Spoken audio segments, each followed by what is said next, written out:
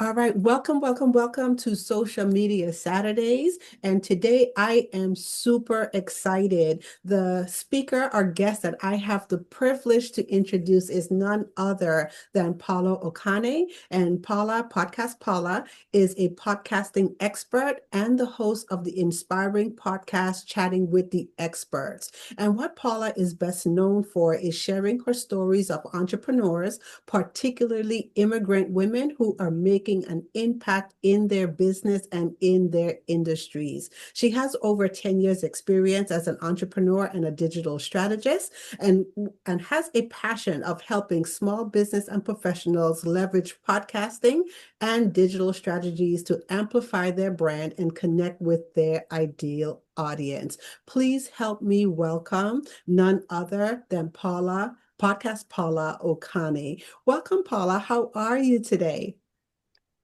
Thank you so much for that beautiful introduction, Taria. And thanks to all of you who are here today. I'm good, apart from, yeah, I'm good. I know life can be so amazing and so interesting with all its twists and its turns, okay? But I want to kick off our conversation this morning by asking you, you've empowered so many voices through your podcasting. Can you share with us today what first drew you into podcasting as a platform for visibility and empowerment? And I know that you have such an amazing story. Well, thank you for that. So I actually fell or got into podcasting by accident. I stumbled into it. And I had a small business doing web design and development. And this was way back in 2012. And I was really looking for something different to do and praying about what that would be. At the same time, I listened a lot to Sirius XM radio, and I was always fascinated by stories of entrepreneurs, some of whom we actually, are worldwide know. These are people that we know, and some who weren't. But it was always the story of how they got into what they're doing and what they success and how successful they had become. And so as I listened to that and listened and learned, I would admire the interviewer style and I'd admire the interviewee who would be talking, many of them would be talking about, they're just ordinary people who had ideas and this is where they are today. And so I was listening to a program like that and heard someone talking about iTunes.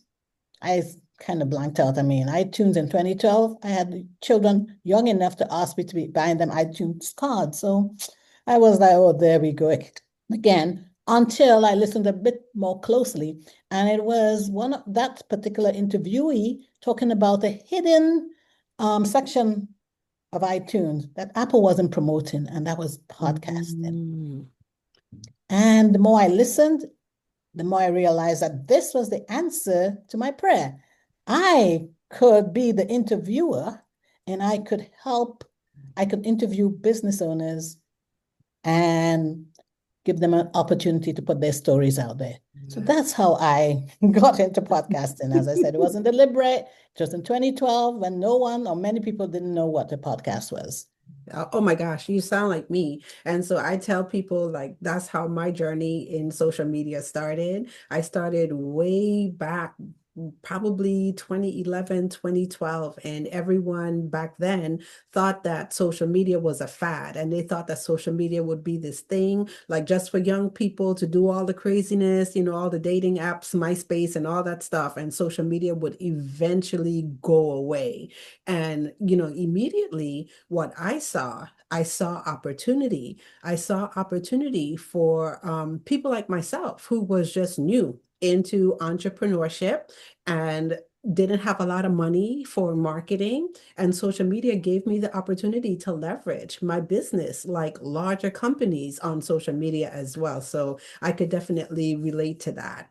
So how did your own journey inform how you help others share their stories? Wow. So, as I mentioned, I had a small business. I heard about podcasting, thought that's the answer to my prayer. And I started going out there and letting any business space I was networking in. Well, the first one I I networked in, I said, in addition to web design and development, I also do podcasting. And I had a few brave people raise their hands and say they would like to be on my show. But prior to that, I was afraid, deadly afraid of podcasting, primarily because I felt that my voice didn't matter. I felt that, my story wasn't good enough. I felt that many times when I would speak, it seemed like the first question I would get after my speech was, "Where are you from?" And so I felt I didn't really have a voice. And so with that, I started, thinking that I would like to be someone who could help people who was in similar positions like me, feeling unseen, feeling unlistened to, because I felt I had a message, but no one was listening to my message when I would do my elevator speech. So when I started in 2012, this was 2020 actually, I decided that, you know what, I'm going to niche. I didn't want to just speak with all business owners. Everyone wasn't my target. I niched it to women. I wanted to speak with women. And I wanted to speak with women who shared similar backgrounds to me. Women from Africa, from the Caribbean, and in the diaspora, who probably similar to me had a story, but felt that their voices didn't matter, that my accent or my background did not seem to be listened to or heard. So now I was able to lead with empathy and let them know, hey, there is a platform. There Yeah. is a platform where you could be seen, you could be heard, because you are an expert in your particular industry and you have a message or you have a service or product that people will be willing to listen to. So that's what got my journey, how my journey influenced Yeah. You know, podcasting. and one of the things that, I picked up on that you said, and is also so true, a lot of times, we have, these stories that are running, in our head. So I heard you mention that, people would always ask you, where you're from after you introduce yourself or you do an episode, people hear the accent, and you processes like, oh my gosh, nobody wants to hear my voice. But sometimes we don't think like it's just the is and a great opportunity for us because that's the natural curiosity of people, right? And people always want to know a little bit more about something, that's different, something, a little bit more about things that they don't see on a usual or on a regular basis. And so I'm super excited that you leaned in to that opportunity to overcome that. And so you've built a strong brand by connecting storytelling with podcasting. So, what's one of the strategies that you would like to share with us today in being able to create content that's authentic and resonates with your audience? And I know that you said that, I love that you said that your podcast isn't for everyone. You focus on a particular segment. So, what would be one strategy that you will be able to share with us in order to connect authentically with your content and with your branding? Well, I always say, lead with authenticity, lead with personal moments that reflect your values, not just your victories, but your values.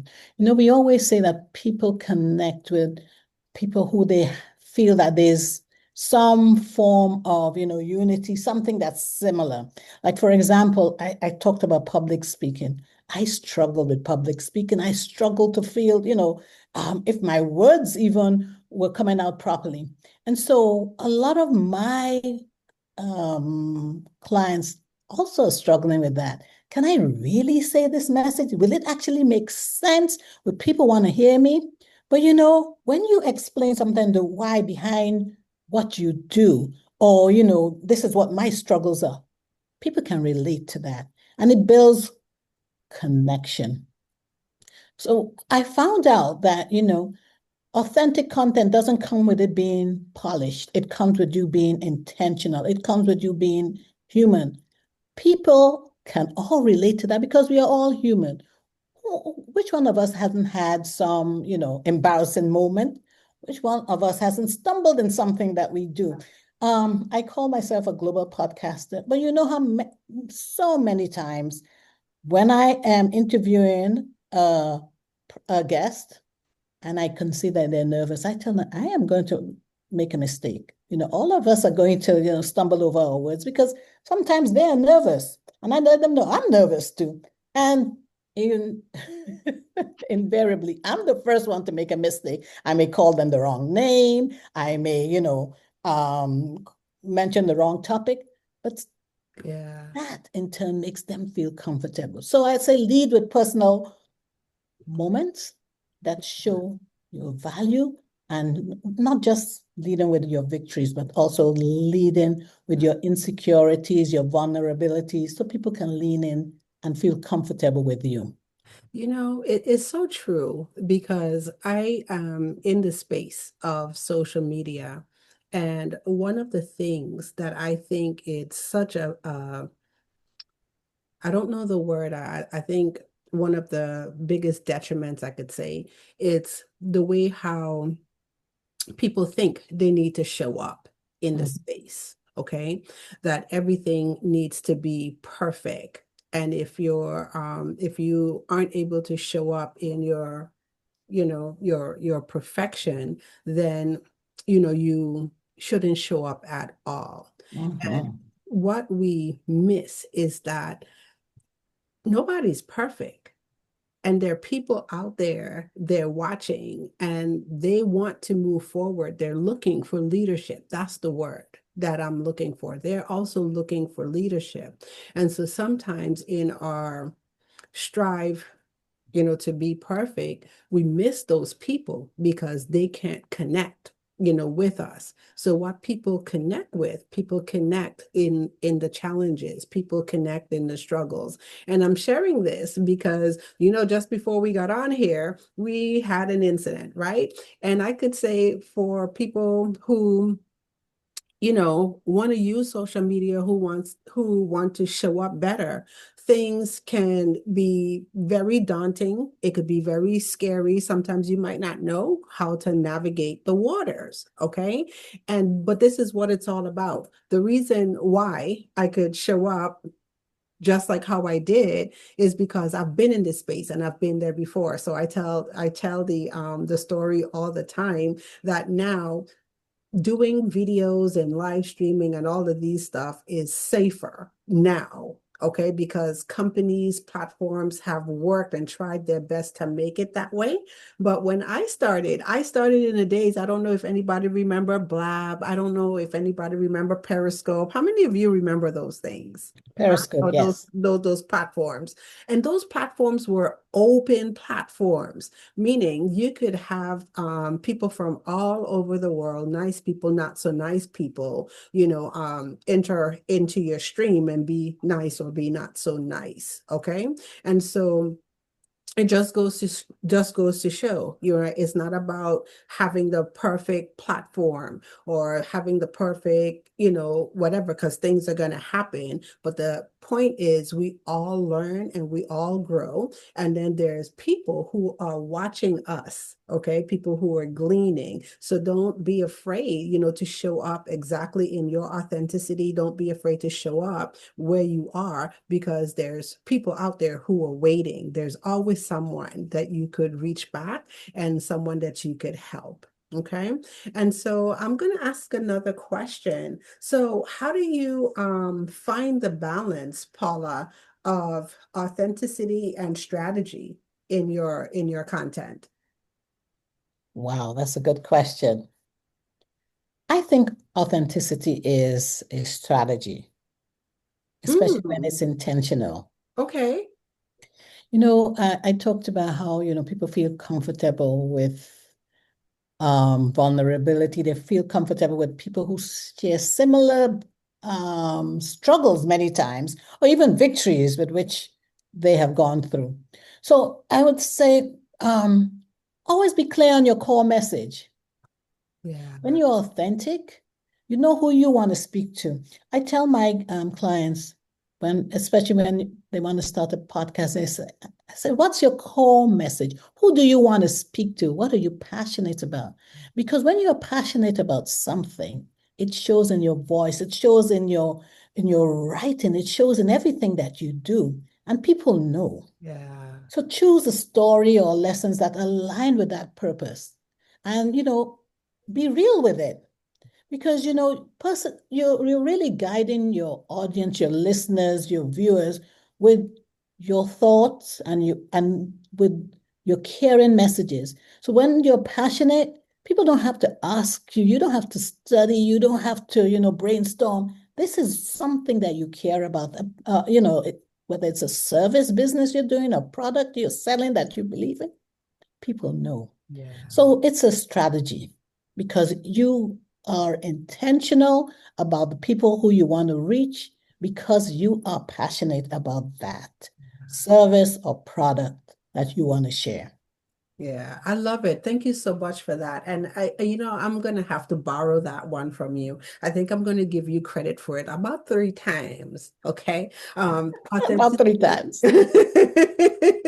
Authenticity is the strategy. And I absolutely love that because once again, we're all passionate, about, what we do. We all have our experiences, aka stories. And so those are the things that we should be using in order to attract what I like to say or like to call our divine clients to either our mission, our products, or services. So thank you for sharing that. And so now I really have to dig down a little bit deeper and ask you. So we're talking about podcasting and we're talking about showing up and sharing all of this stuff, but we know it can be very intimidating, especially if it's new for you. So what are some of the mindset shifts or even practical steps do you recommend for someone who's just starting out? It may sound like I keep repeating myself, but it's not because I just have, but I do have one message, and it's start by focusing on your message, not on the equipment. You can record a short message, a short intro for yourself. Speak to that one person that you want to help Yeah. and give yourself permission to grow. Remember, it's your podcast. You are going to make mistakes. You're not going to have the perfect guest, or if you're a solo podcaster, you're not going to always have the solo message. But focus on just that one person that you really want to help, or one person or persons. For example, as I said, I was struggling with public speaking. I was struggling with my accent. I was struggling with, feeling that my voice mattered. And so that's why I niched. I wanted to speak with people who had a similar problem, in quotes, or had the same pain points as I did. Yeah. So when you're speaking to that one person or persons, that takes away, when you want to create a podcast, it takes away the fear of who am I going to speak to? Because you're speaking, you're focusing, you're niching, you're concentrating on a pain point that maybe you have experienced yourself or other people have. Yeah. And giving yourself permission to grow means tell yourself, I'm going to learn something new every day.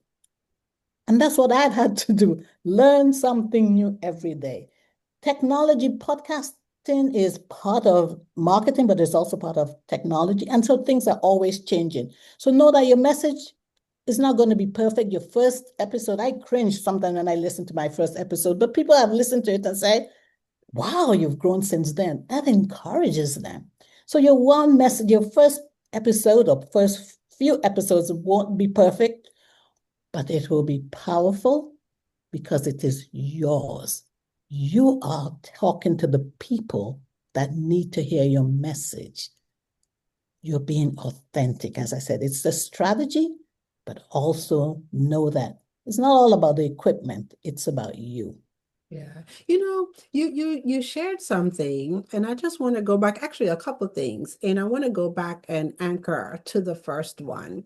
And so the first thing that I heard you say is,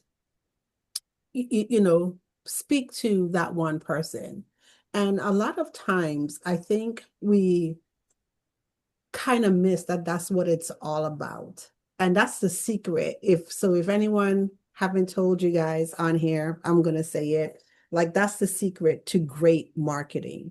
The secret to great marketing is being able to speak to that one person or speak as if you're talking to that one person, but that one, everybody else gets the benefit of being a part of that conversation. And so a lot of times when, I take a look at the things that I share on social, I'm speaking to that one person, and I'm speaking to the person that has similar struggles, similar challenges that I've had in my journey. And so now I'm able to share, like, wow, I know where you are because I've been there. And so that's the secret sauce to make it work. And so for a lot of us, is being able to say, well, who are my purpose to help? And I talk about that all the time. Who are my purpose to help? Who are my divine clients?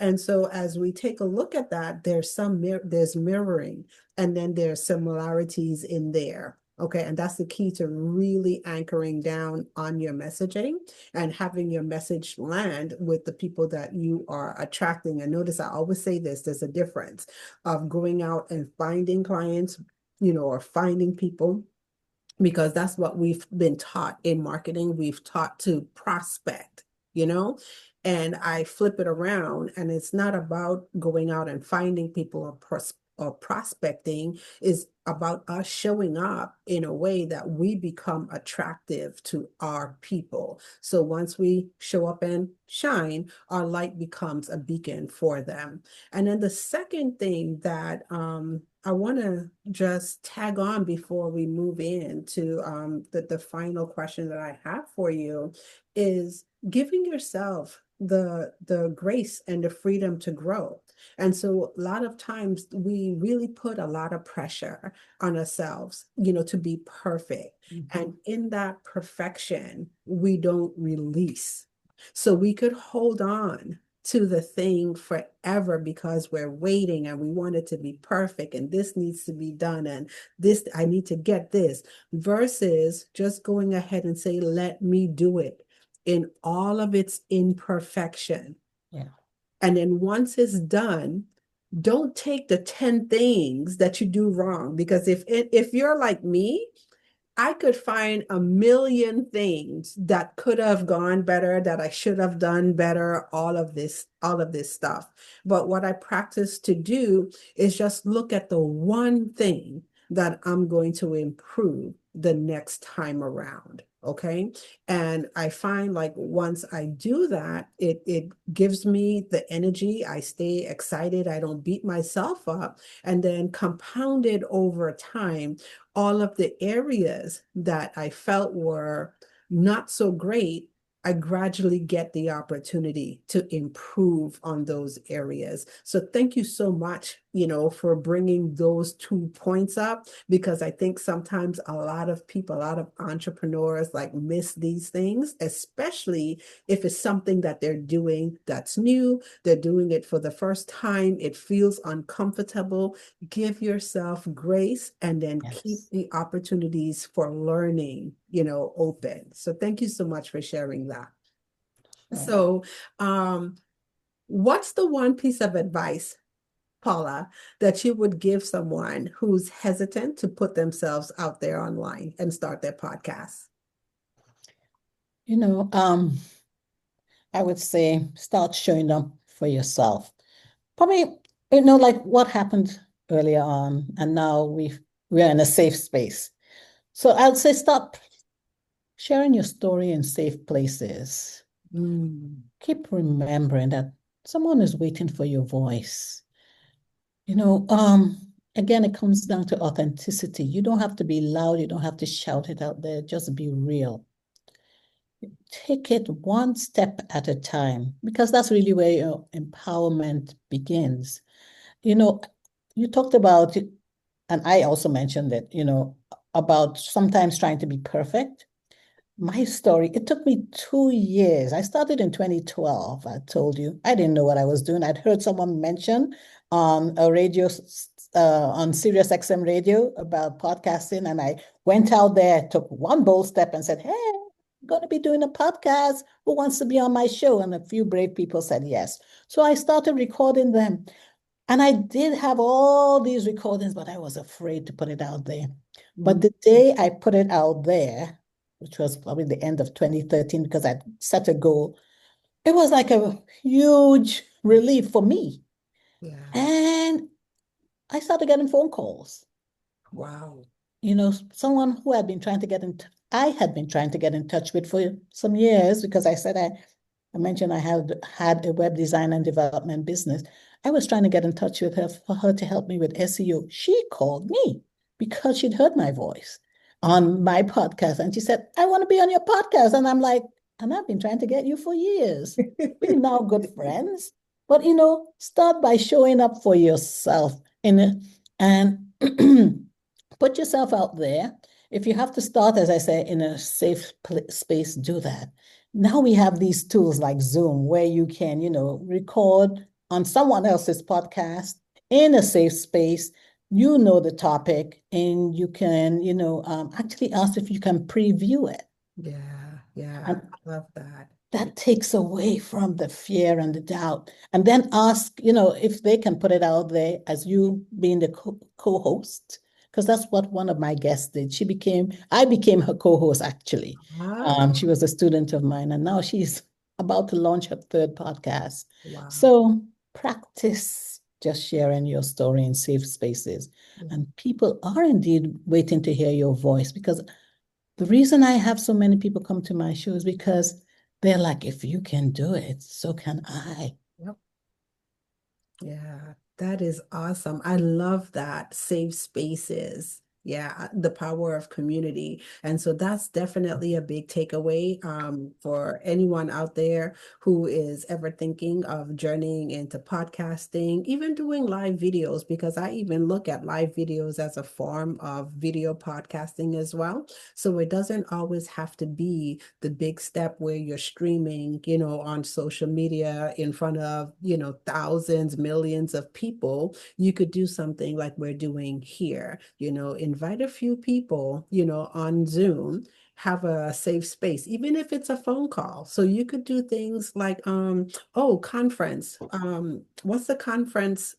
The conference platform, right? Get a conference line and invite people on a conference line, and then just go ahead and just have a conversation. And then that becomes your podcast as well. So thank you so much for sharing that, Paula. Now, I am going to give you the opportunity because I know you have something super exciting coming up that you would like to share with the audience. So I won't take your thunder. I'll let you go ahead and share what you are up to.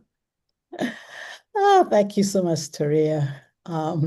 The super special thing that she's talking about is my summit. It's called Empower to Excel and a virtual summit. And it's going to be on May 30th and 31st from 9 a.m. through 2 p.m. Eastern Standard Time. So it's virtual. You can join anywhere. And why Taria is smiling is because for years, even though I am a podcaster, I'm a TV show host, for years I've been saying I wanted to do a summit, a virtual summit. And this is going to be my very first one. It's a 2-day virtual event for entrepreneurs, for professionals and leaders who are focused on actionable strategies in business, in leadership, in finance, marketing, and wellness. You know, and it's really for people, for women in particular, who want to scale their business and grow their careers, those who want to also build their personal brands from wherever they are, and even achieve financial independence, because that's what most of us who are small business owners strive to be. We strive to be financially independent, but we don't always know how to go about that.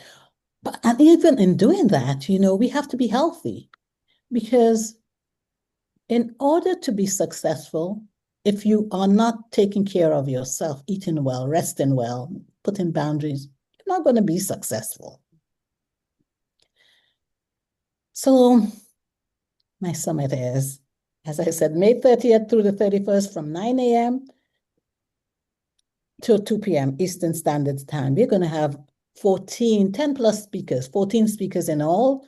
And everyone who joins will have an opportunity to ask questions, to network, to speak with the speakers one-on-one in our special VIP session that starts from 8:30 to 9 a.m., just before the main summit launches.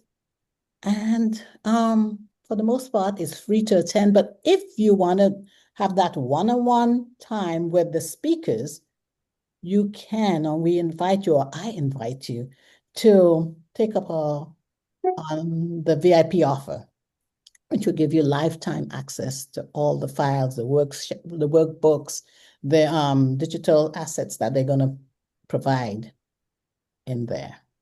Awesome. Thank you so much for So sharing, Paula. And I'm super excited to be one of the guest speakers for Empower to Excel. And so if you want to go ahead and register, you could do that by going to bit.ly, which is bit.ly/empowered to Excel. And so once again, that's happening May 30th and May 31st, Friday and Saturday from 9 a.m. to 2 p.m. Eastern Standard Time. So, Paula, thank you once again for just blessing and gracing our Social Media Saturdays community with all of your knowledge, all of your wisdom. And I'm pretty sure we're going to do this again. Thank you. I would love to do it again.